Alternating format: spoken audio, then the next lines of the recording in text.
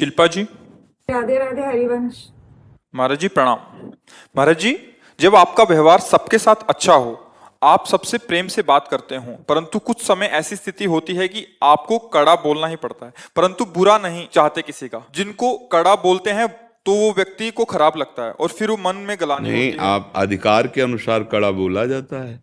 जैसे गुरु पद पे हैं तो शिष्यों के दोष दर्शन करके उनको निर्दोष बनाने के लिए उन पर कड़ी वाणी का प्रयोग और कड़े दंड का प्रयोग किया जाता है, उनके मंगल के लिए।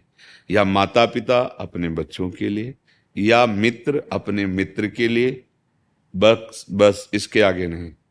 अधिकार के अनुसार किया। ऐसा थोड़ी आप जगत गुरु पद पे थोड़ी कि आप सबको डांट सकते हैं या आप सबको कड़वा बोल सकते हैं, क्योंकि आप अपनी बात में स्थिर होइए कि आप सबसे प्रेम से व्यवहार करते हैं, आप अच्छी बात करते हैं, तो आप में अभिमान है क्या अच्छाई का?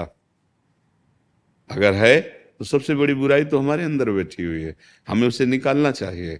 सामने वाले में दोष देखने का अधिकार दो को ही है, या सदगुरुदेव को, गुरु पद पर जो भी विराजमान है, वो चाहे टीचर भी क्यों ना हो, अपने विद्यार्थी को निर्दोष करने के लिए, उन्नति के लिए वो डांट सकता है, दोष दर्शन कर सकता है, और माता पिता कर सकता है।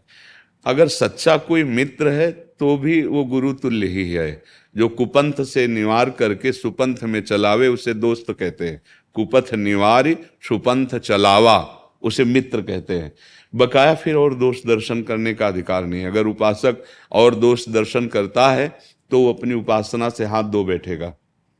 कड़ा बोलने का अधिकार माता पिता गुरुजनों को है, क्योंकि वो उसको सुधारना चाहते हैं। उनका उद्देश्य है कि ये प्रीति या भय से अच्छे आचरण वाला बने, भगवान का भक्त बने या देशभक्त बने, समाज सेवी बने। ऐसे इसमें गुण आवे जिससे इसका मंगल हो और इसके संग से दूसरों का मंगल हो।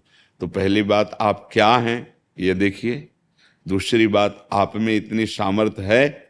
तीसरी बात, अगर सामर्थ्य है तो फिर बुरा नहीं माना जाता। जैसे हम किसी को समझा रहे और वो हमारी अवहेलना करके चल दे, गाली दे दे, तो हमें मुस्कुरा देना है, क्योंकि हम अपनी बात कह रहे हैं, सत्य बात कह रहे हैं। अब आप नहीं मान रहे हैं, ये आपका स्वभाव है, आपका प्रभाव। अगर हमारे को बुरा लगता है तो पहले हमें सुधरने की जरूरत है, दूसरे के सुधारने की योग्यता भी हम में नहीं है।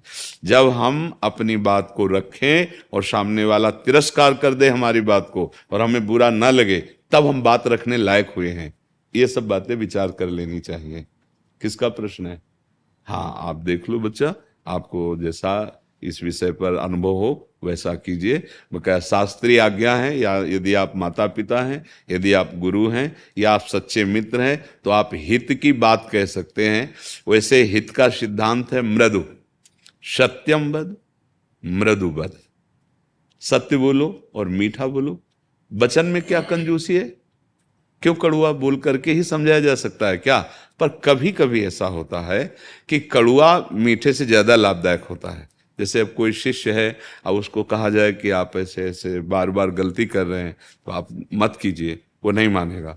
तो उसको सुन ले, अगर दोबारा में ऐसी गलती हुई ना तो प्यार वही है, प्यार में कमी नहीं है, पर वचन में कड़वाहट। दोबारा अगर गलती की तो फिर आप समझ लीजिए, अब ये भय उसको उस गलती से बचाएगा। अगर दोबारा गलती की तो हम तुमसे बात नहीं करेंगे, हम तुम्हारे लिए कुछ नियम कड़वे ऐसे रख देंगे जिनको पालन करने में बड़ी कठिनता, और वो भयवश अच्छे मार्ग का पथिक बन जाए ऐसे। और बहुत गंदे वचन बोलना, ये तो बहुत मलिन वाणी वालों के लक्षण होते हैं। जैसे गालियां देना, ऐसे गंदे वचन उच्चारण करना, ऐसे परुख कठोर वचन बोलना कि हृदय को छलनी कर दें, ये सब तमोगुणी पुरुष के, मलिन पुरुष के। भागवतिक पुरुषों की ऐसी वाणी नहीं होती। वो कठोर भी बोलेंगे तो उसमें बड़ी मिठास होती है उनके कठोर बोलने में भी। समझ गए आप? इसमें कोई संशय? जी।